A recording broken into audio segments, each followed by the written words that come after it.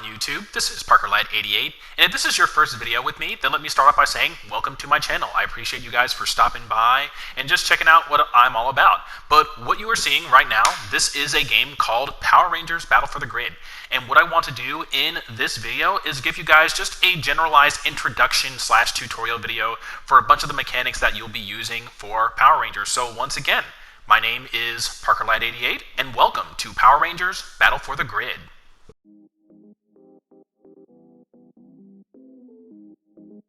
Power Rangers Battle for the Grid is a 3 vs 3 tag-style fighter that draws heavy inspiration from such titles as the Marvel Vs. series. It also shares parallels with other Versus-style fighting games such as Skullgirls, Dragon Ball FighterZ, and BlazBlue Cross Tag Battle. It is ultimately your goal with your 3 characters using assists and of course tagging between your characters in order to defeat your opponent. But you might be wondering, with as overwhelming as this game can be, where do you start? And in this tutorial video, I'm kind of hoping to give you guys some basics, some foundation of where to start with Power Rangers. We're also going to be going over a brief snippet of the characters in addition to those gameplay things. So let's go ahead and get started by talking about movement. Naturally, movement is the most important thing in fighting video games, and in Power Rangers that is no different. So how do you move in this game? Well, let's talk about it. In Power Rangers, there are what I describe as 3 different types of movement. Now, in this game, of course, you have a normal walk speed, right? Just by pressing back or forward, anything like that.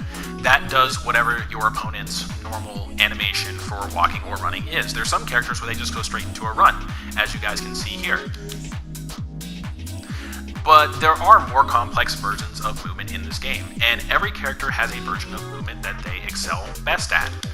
Let's talk about just your regular dash. If you double tap the forward directional button twice, you will get a dash. And if you do it back, you'll get a back dash. So either tap forward twice or tap back twice, and you will get a dash. This is just your regular dash.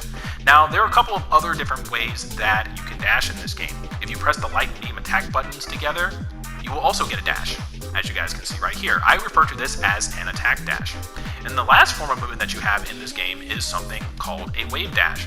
Now, for those of you guys who have never heard of a wave dash before, a wave dash is basically you hit the light and medium attack buttons together, at least for Power Rangers. It can really be any 2 attack buttons, usually for most other tag-style fighters. But for the case of Power Rangers, you press the light and beam attack buttons together, and you will get a dash.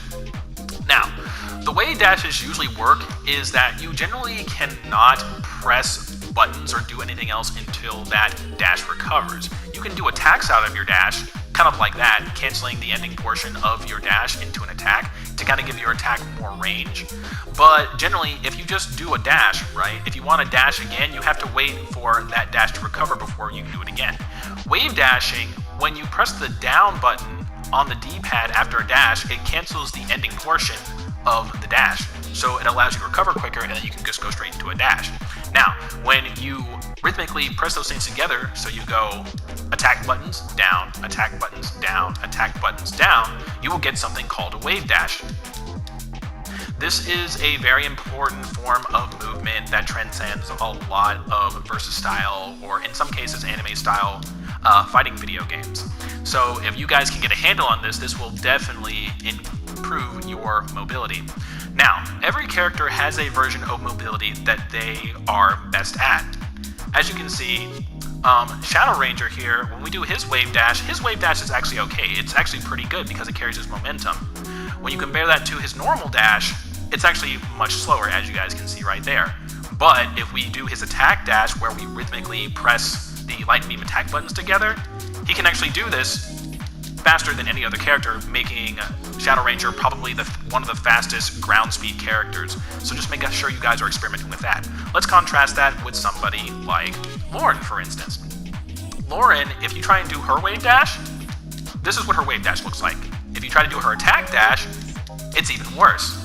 So based off of what we've been talking about with movement, that would mean that neither of those are a good mobility option for her, right? Because obviously you can see it, but we compare that to just her regular dash where she goes into a run. You see that she runs very, very fast as she goes across the screen.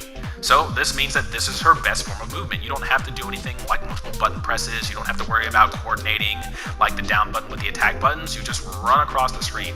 This, I believe, makes Lauren probably the fastest ground character in the game, and then Shadow Ranger after that. But as you guys can see, make sure you guys are experimenting with your normal dashes, with your wave dashes, and your attack style dashes, and also just messing around with the timing of that.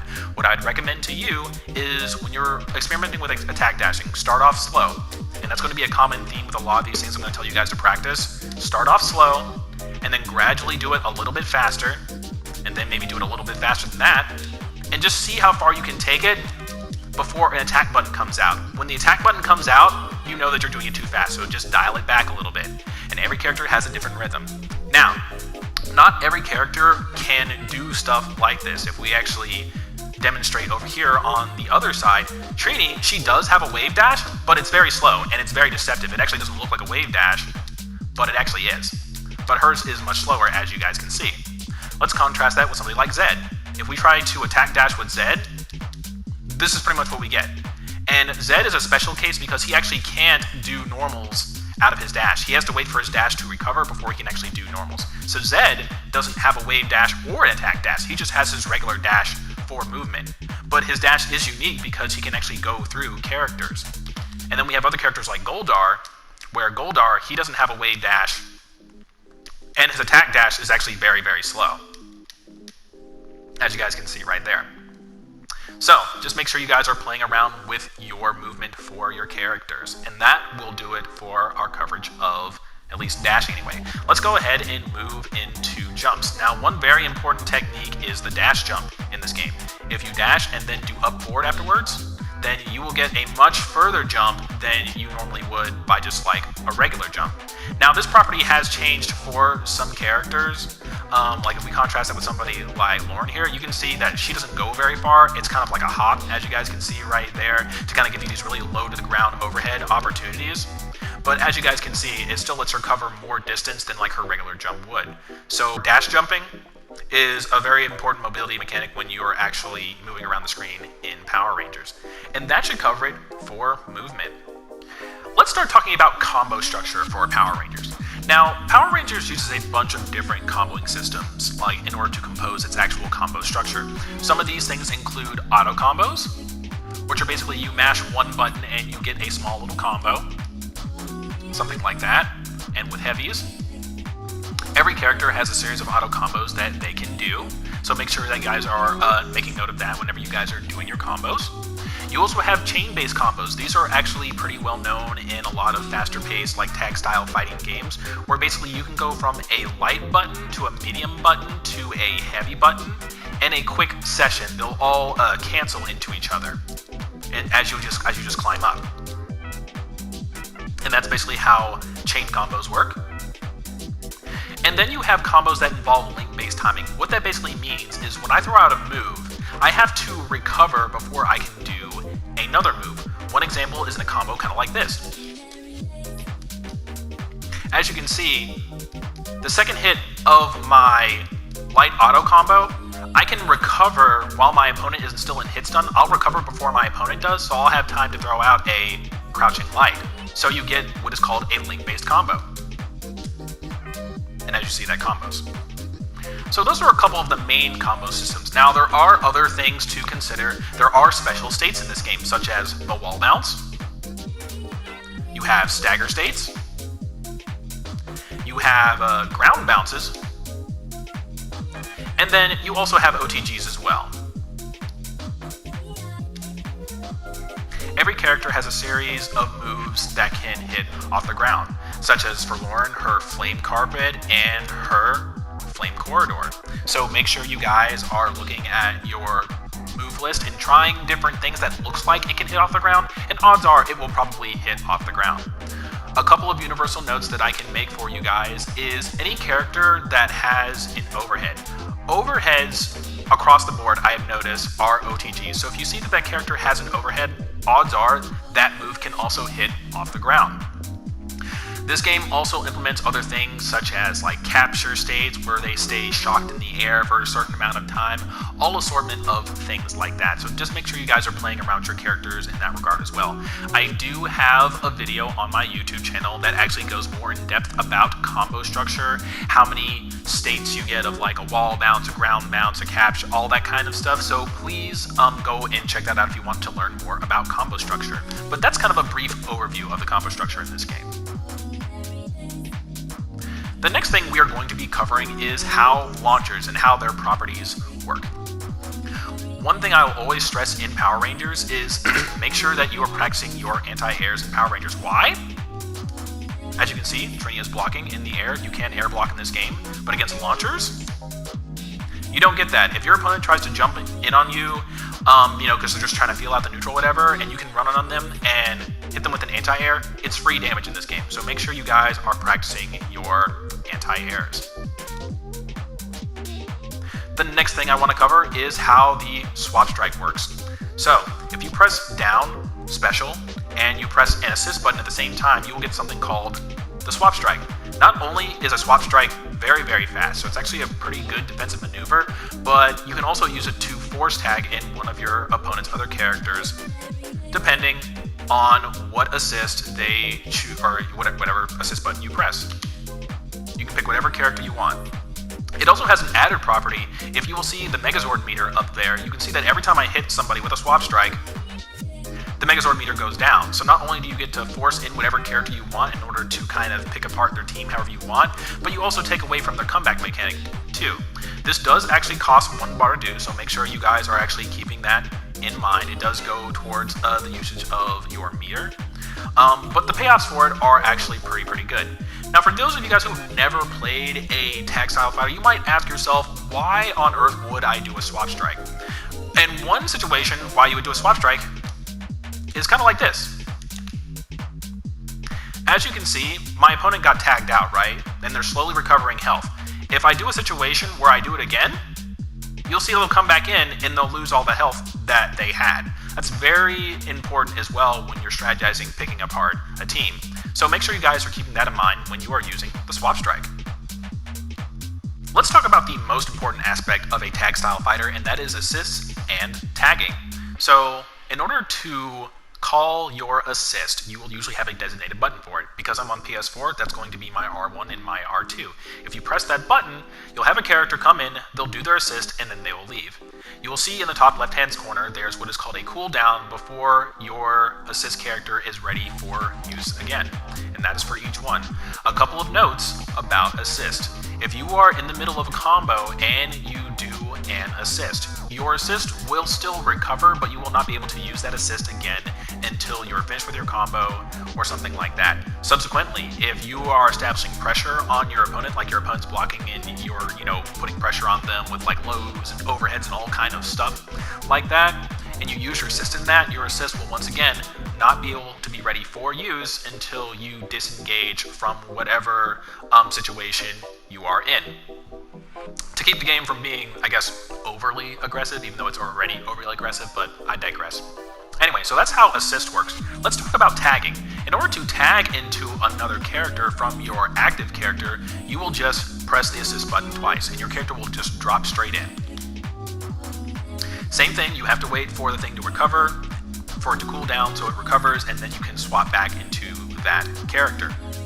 Now, there is actually a middle ground for this, where you can actually let your character do the assist, and then after the assist is finished, you can press the assist button again, and then they'll come in after doing their assist. Just like that. So those are a couple of things to make note of whenever you are doing assist. You can also do neat things like tagging to your character when they're halfway through their assist, which leads to some very interesting opportunities, like with Shadow Ranger. Just like that. So make sure you guys are experimenting with when you can tag into assist and assorted things like that, just to give you a little bit more creativity. But those are the 3 different versions of using your assist in combination with you in order to fight your opponent. In addition to that, another benefit to using your assist is that whenever you are getting comboed, and actually have Zeth help me out here with a basic combo, you you will see that your character will slowly regenerate life when they are tagged out. So that is another good thing about why you want to get your characters out. Make sure you're paying attention to that blue part of the health bar, which is known as your potential damage, because you can actually recover, or sorry, potential health, because you can recover that health, which will keep your team around longer. And that pretty much covers assists and tagging. Alright, so the next thing I want to talk about is the usage of the Megazord. So, if you press both of your assist buttons together, you will get the Megazord. Now, one thing I like to do is actually designate one of my buttons for both assist 1 and 2, so I just have a Megazord button. So, for me, since I'm on PlayStation, that's going to be my L2. I use L2 for Megazord. Now, when you press any of the buttons, you'll have your Megazord come in and they'll do any assortment of things based off of what button you press, and they all have different properties, so make sure you guys are experimenting with that. This is going to be your comeback mechanic. Make sure you're using it wisely. Now, there is another thing that you can do from the Megazord that I want to talk about, and that is going to be called the Megazord Counter. I'm going to have Zed demonstrate for me here. And then I'll have him play it back. So the way this works is kind of like how your push block works, and actually we can talk about push blocking as well while we're at it. So in order to push block, when you are in block stun, you press the special button. Make sure you are not mashing on this, because if you do, except in that situation, you can actually get special moves out of it, and that's something that you definitely don't want. So make sure that you guys are using the right timing with this. I can't tell you how many times I've been trying to mash on special, trying to push my opponent away from me with the push block, and I accidentally get special move and then I get punished for it. So make sure you guys are getting used to the timing of push blocking. And in order to do that, you can do that with the dummy. Let me take a brief moment to talk about the dummy, which I should have probably done before, but in order to actually work the dummy, your 2 analog sticks are what control the dummy. So if you press your left analog stick, you can actually take control of the dummy and have it do any number of things. Have the dummy set you up by doing like a light attack or something like that, do the move that you actually want to do, and then you press the left analog stick again in order to save the dummy. You can then press the right analog stick, and then you'll get a playback of the dummy, and you'll see the dummy will just do whatever I want it to do. And then in order to turn it off, you just hit the right analog stick again, or you just reset the screen by pressing that center button. But anyway, back to push blocking and the Megazord Counter. So we're going to have Zed help us out here, and we're going to save that. Now let's run it back. Once again, push blocking, you press the special button when you're in block stun. And this leads us to the Megazord Counter. So very similar to push blocking, what you're going to want to do is you're going to want to unblock, press the forward button, and whatever you have designated for your Megazord, whether that's both assist buttons or you have a special button for it, you'll press that when you're in block, and then you'll get something that looks like this. That is your Megazord Counter. The Megazord Counter is actually really important for a number of things. Number 1, as you can see, it puts you in a semi-invincible state where it knocks the opponent away from you. You can't combo afterwards, but as you can see, it pushes them really far away from you, which is something that you want. You know, it allows you an opportunity in order to actually reestablish the neutral. Another good thing that the Megazord does for you is there are a lot of what you will call sandwich opportunities in this game, where basically you're in the middle between your opponent's assist character and you, because they're trying to go for a cross-up opportunity, and when your opponent hits you, you can just go Megazord Counter and it will hit both characters, so it'll get you out of that situation. I can't set it up here, but just make sure you guys are keeping that in mind. So yeah, that is the Megazord Counter. Make sure that you guys are using that wisely. You don't always want to save your Megazord meter strictly just for your Megazord comeback. You kind of have to gauge it based off of what is going on. Sometimes you just need to get people off of you, and you can get Megazord at least twice within a match in this game. So that is the Megazord Counter. So guys, now that we're done talking about the basics of Power Rangers, let's start talking about the characters. I encourage you that if you like what you see here, then please make sure to go and check out my character tutorials, where I give more thorough breakdowns of some of the characters' combo structure, what their moves are, and what their game plan is.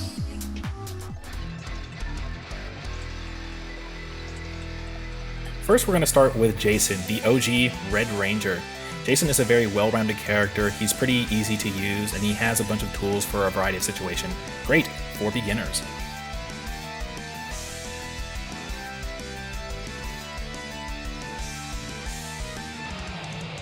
Gia is all about fighting from a range. She has a variety of normals and specials to keep her opponent at bay, and a tether allows her to get in order to allow for mix-up opportunities.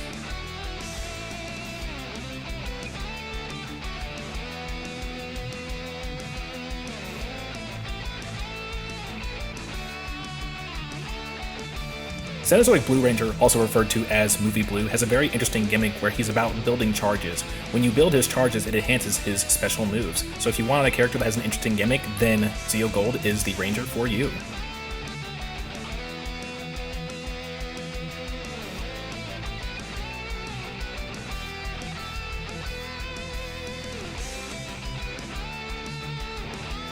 Next up, we have Udana. Udana is a great support character and one of the mid-range zoners of the game. If you're looking for a character who is easy to play and has a lot of safe options for you, then look no further than Udana.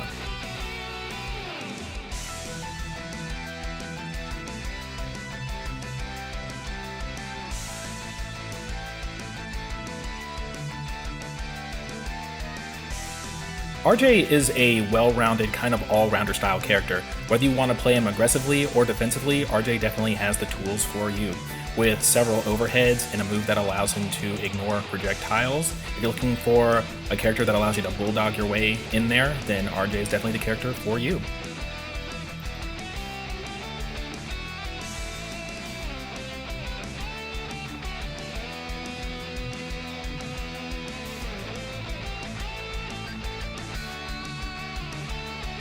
Daishi, like RJ, is also another aggressive character. With wall clinging and pressure from his Sunball, he can be a very dangerous character to deal with. So if you want an aggressive mix-up character, then Daishi is the character for you.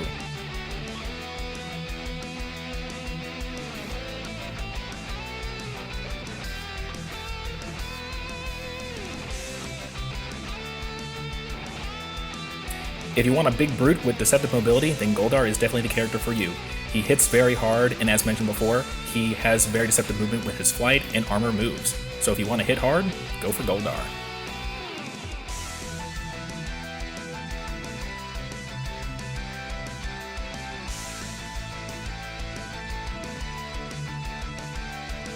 Trini is supposed to be the quote-unquote grappler of the game.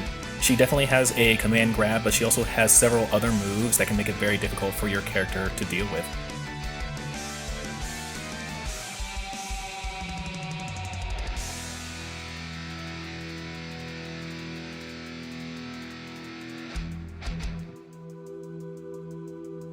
Ranger Slayer is one of the premier zoners of the game. She uses her arrows and her long-range normals in order to keep her opponent at bay. So if you want a character to frustrate your opponent with a sort of projectiles, then Ranger Slayer is definitely the character for you.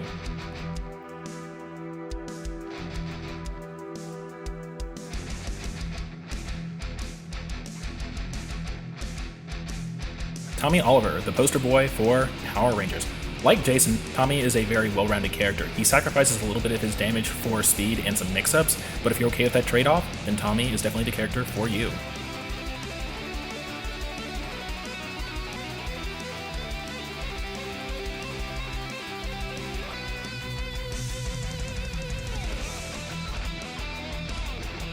Lord Zed, one of the more unique characters of the game. He has great zoning tools with his long-range normals and his homing blast and his putties. If you want a very interesting setup character, then Zed is definitely the character for you.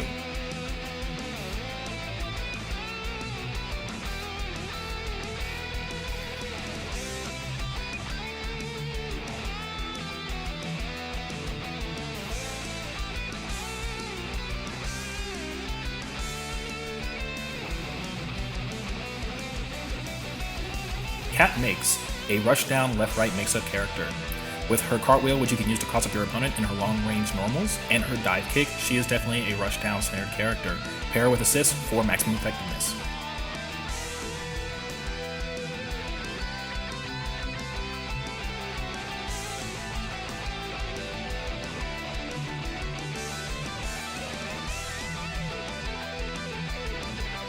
Magnadefender, one of the more defensive characters of the game. Between his armored slash and counters, Magnadefender definitely fits a kind of high-risk, high-reward play style when you can definitely land those counters. He has a couple of safe options for you as well, and he actually does well behind assist. So if you want a defensive armor character, then Magnafender is the character for you.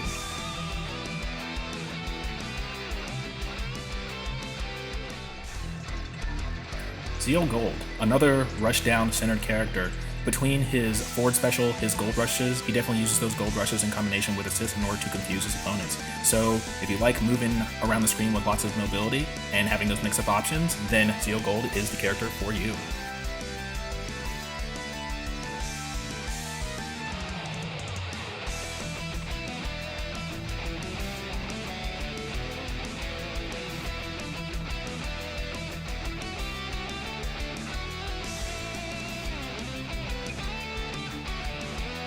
Eric Myers, another well-rounded character. He has it all to fit your playstyle. If you want to play defensively with his guns, you can definitely do that, but he definitely has some rushdown options as well when paired with the right assist. He also is very effective at killing characters with his stance, the Quantum Sword. So, if you want a well-rounded character, then Eric Myers is definitely the character for you.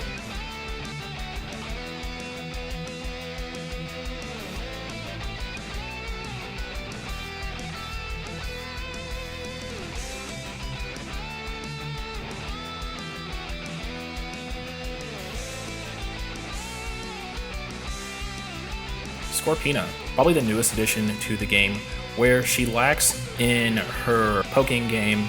She definitely makes up for it with her damage and her mid-range options. So if you want a character who hits really hard and has a really good assist, then Scorpina is definitely the character for you.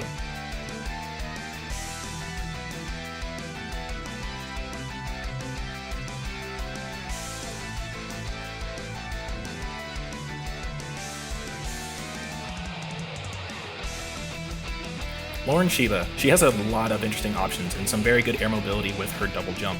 And with long range normals like Zed, it's really easy to punish your opponent if they're not paying attention. That and the fact that she hits really hard, if you want a character with some good mobility and some long range pokes and does a lot of damage, then Lauren is definitely the character for you.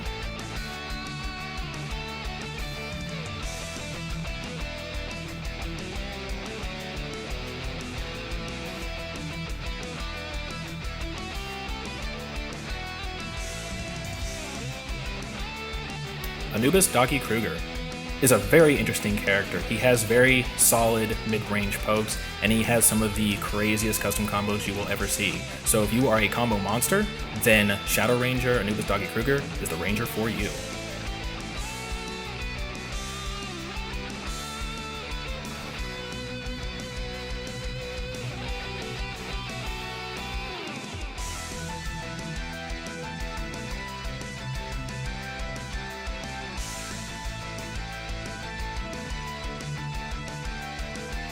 Jen Scott's Time Force Pink. With her air dash, she definitely excels in putting you in that vortex situation. So if you want to consistently confuse your opponent with your mobility and the vortex, then Jen Scott's is the ranger for you.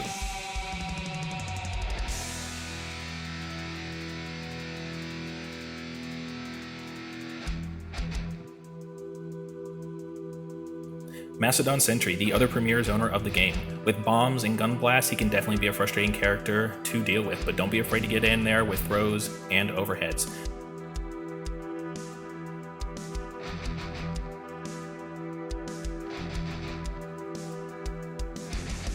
Lord Draken. Lord Draken definitely excels in his mix-ups. His teleport in combination with assist can be very scary to deal with, so if you want a mix-up monster, then Lord Draken is the character for you.